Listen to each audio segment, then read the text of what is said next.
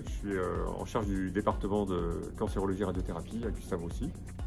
Alors Eric, qu'est-ce qui se passe pendant ces 2 jours? Tu peux nous expliquer un petit peu?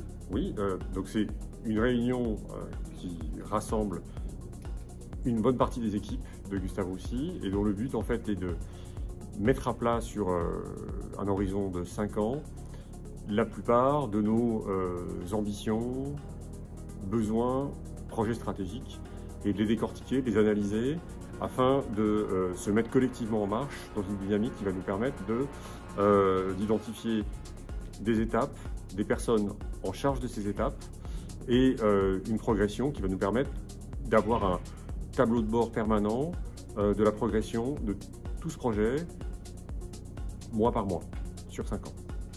Pour nous, les enjeux, c'est d'arriver à coordonner, piloter et réussir un programme qui est relativement ambitieux. Sans cette coordination, je pense que le projet ne peut pas aboutir. Donc on a vraiment besoin de ça. L'autre enjeu, c'est de faire en sorte que chacun se sente impliqué, trouve sa place dans ce programme.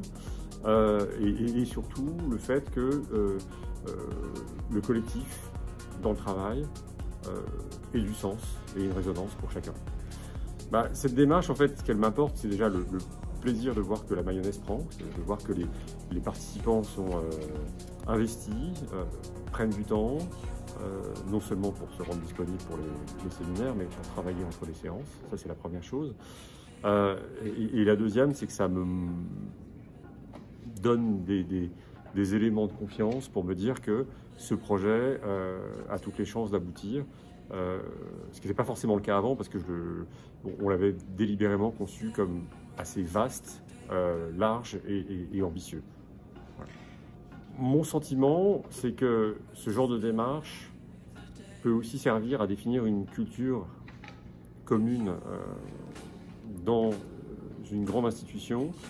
Et si différents services, différentes unités procèdent de la même manière, avec les mêmes procédés, la même culture, la même vision, ça peut faire en sorte que les interactions qui sont nombreuses entre les services, entre les équipes, elles soient la plus efficaces et le plus productives possible.